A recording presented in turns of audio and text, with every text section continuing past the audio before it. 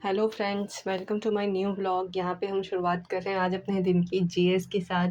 और ये मेरा जीएस का फर्स्ट क्लास है और यहाँ पे हम लोग उनके नोट्स बना ले रहे हैं उन क्वेश्चंस के जो मुझे नहीं आ रहे हैं, या फिर जो अभी रिसेंट जो इंसिडेंट हुए और करंट अफेयर के तौर पे सर जिन्हें हम पढ़ा रहे हैं उनको मैं नोट कर ले रही हूँ। और बाकी जो चीज़ें मुझे अभी आ रही हैं उनको मैं नहीं नोट करूँगी।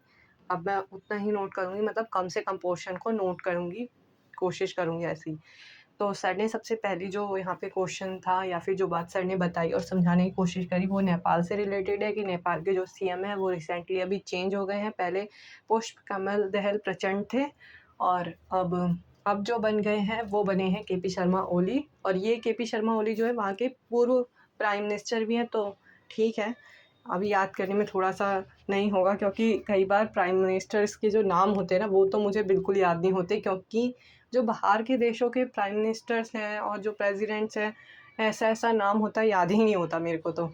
पर कोशिश करते हैं 1 से 2 बार 3 बार उन चीज़ों को देखें ताकि वो दिमाग में धीरे धीरे बैठें और किसी तरीके से, मतलब कुछ ट्रिक व्रिक लगा के उसे याद करा जाए, क्योंकि नाम बहुत मुश्किल होते हैं याद करना मुझे। मतलब जनरली तो सबके नाम याद हो जाते हैं, अपने भारतवर्ष वाले नाम जो सुनील, अनिल, अमित ऐसे करके जो नाम होते हैं, जैसे कि रिंकी, पिंकी ऐसे करके तो वो तो याद हो जाते हैं। पर उनके जैसे कि मैं अभी एक एग्ज़ाम्पल देती हूँ, जो ब्राज़ील के प्राइम मिनिस्टर हैं उनका नाम है लुला डी सिल्वा। तो ये नाम थोड़े से अजीब से लगते हैं, तो फिर वो सारी चीज़ें हैं। यहाँ पे मैं अपना ये न मतलब लास्ट पोर्शन पे आ चुकी हूँ अपनी जीएस की, और यहाँ कुछ ही शायद क्वेश्चन बचे होंगे और जिनके बारे में सर अभी पढ़ा रहे हैं। और यहाँ पे हम आगे बढ़ते हुए अपने अंतिम पड़ाव पर आ चुके हैं जीएस के इस सेशन के। और यहाँ पे मैंने अपनी हर चीज़ को बिल्कुल कायदे से नोट कर रही हूँ एकदम अच्छे से।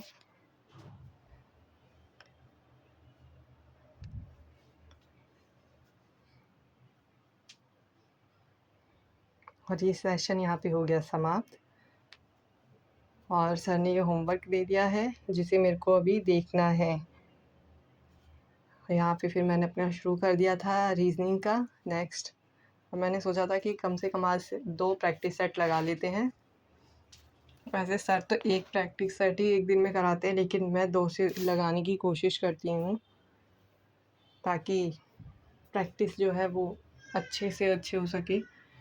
पता नहीं कितने, मतलब अभी क्या होगा एग्ज़ाम में ऐसा तो कुछ भी नहीं पता है और एग्ज़ाम सर पे हैं बिल्कुल। पर अपना बेस्ट दे रहे हैं और कोशिश कर रहे हैं कि अच्छे से अच्छा करें, पर पता नहीं क्या होगा।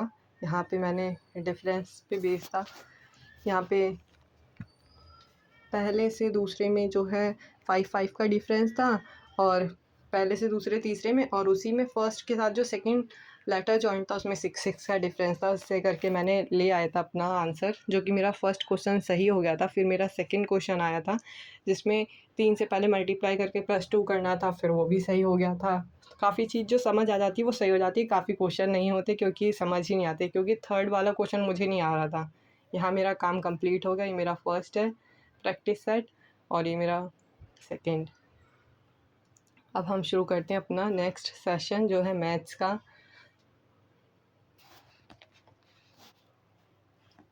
हाँ, मैंने शुरुआत कर दी है मैथ के साथ और ये मैंने पहला क्वेश्चन खुद से निकाला और अब मैं देख रही हूँ इंतज़ार करके कि हाँ मैंने जो निकाला वो ठीक भी है कि नहीं, क्योंकि एक बार रहता है कि हाँ सही भी है कि नहीं। फिर वो ठीक हुआ, फिर मैंने सेकंड क्वेश्चन का जब पता चल जाता है ये ठीक है तो फिर फॉर्मूले पे बेस्ड करके तो सेकंड वाला निकाल ही लेते हैं सेम ही, क्योंकि सर ने क्वेश्चन दोनों दिए थे।